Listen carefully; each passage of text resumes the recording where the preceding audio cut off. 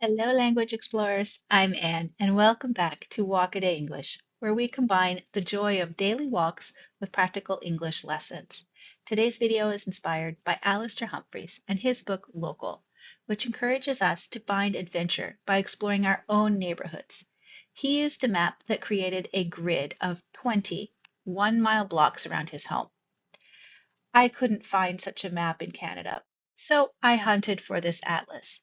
Nobody uses atlases anymore, so this was a real hunt. As you can see, I'm almost finished with this page, and this is where most of my wade walks have taken place. On this walk, you'll discover how knowing the difference between 10 common homonyms will not only make your English amazing, but also turn every walk into a language learning adventure you don't want to miss. Imagine stepping outside for your local adventure.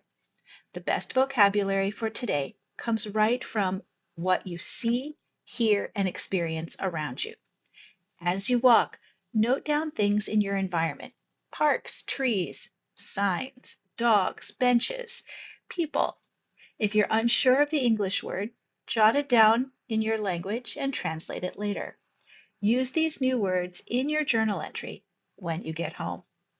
These words are like souvenirs from your own walk. They help you connect your language learning to real life. Don't worry if you're not perfect. Every note and every attempt makes you a stronger English speaker. Your local discoveries become your personalized vocabulary list. Let's make things fun. First, what are homonyms? Homonyms are words that sound the same or are spelled the same, but have different meanings. They can be confusing, but also really helpful and sometimes quite funny, especially when you spot them in your neighborhood and they're together. I'll give you an example in a little bit. So, our first homonym is bark. Bark. This is a sound a dog makes. It is also the outer layer of a tree. Park. Park. This is to leave a car or a place for relaxation. Bat. Bat. It can be a flying animal, or it can be a piece of sports equipment that I use for baseball. Spring. Spring. It can be the season, or it can be a quail that bounces. Wave. Wave. This can be to greet somebody with your hand or to say goodbye with your hand. It's also the movement in the water. Leaves. Leaves. This is the plural form of leaf, which is a part of a plant, or leaves, meaning to depart from a place. This would be third person singular. The plane leaves the airport. Tire. Tire. So to become fatigued.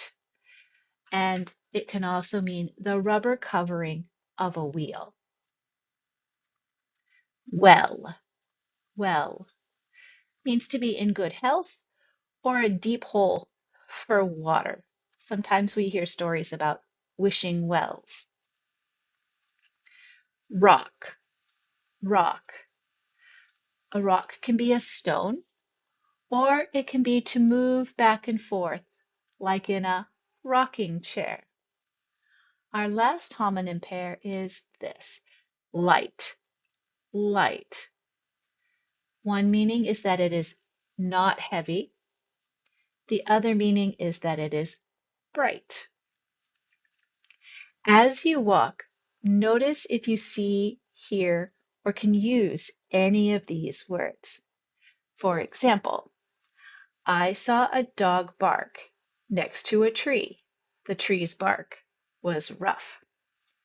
Or, let's park in the park. Write your sentences in the Wade Journal and share your favorites in the comments. It's all about using language in context, and you'll find more homonyms the more you look. You can download today's PDF guide in the description for a full list and some fun journaling questions to help you use these in your own writing. Now, it's time for you to practice your speaking. Shadowing is when you listen to a native speaker and repeat what they say, matching the pronunciation, pauses, and rhythm as closely as possible. I'll read you my journal entry for today's walk using some of the homonyms. Repeat after me. This technique grows your confidence, listening, and speaking skills. Try it a few times. It's a wonderful way to make homonyms and all vocabulary stick. Let's go. Walking helps me stay well physically and mentally. I try to walk in my neighborhood or explore somewhere else every day.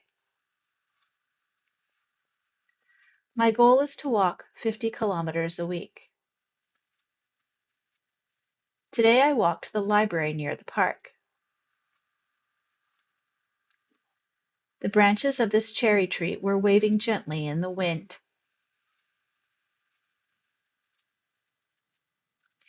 This Norway maple had light green flowers starting to bloom. Spring is such a fun time to see color come back into the city. It leaves again in the winter, when the snow and short days come back and all becomes white, gray, black, or brown.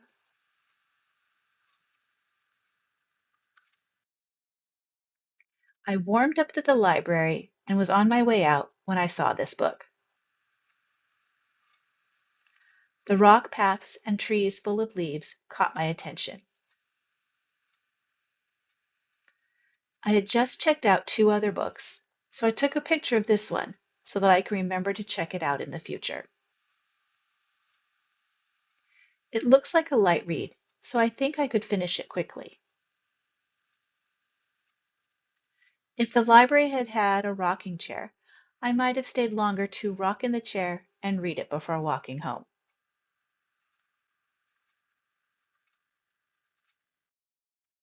On my way back home, I noticed that the wind did more last night than making the branches and trees wave.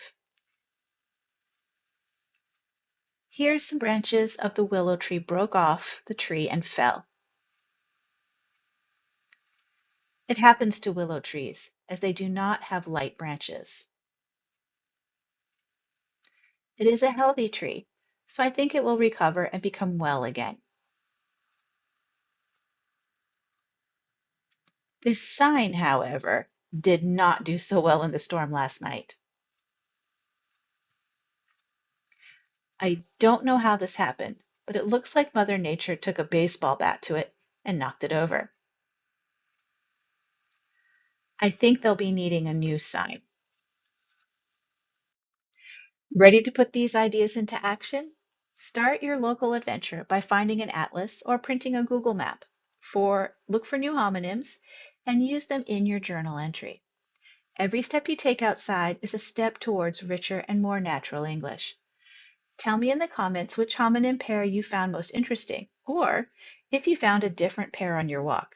And remember, there's a whole world to explore right in your own neighborhood.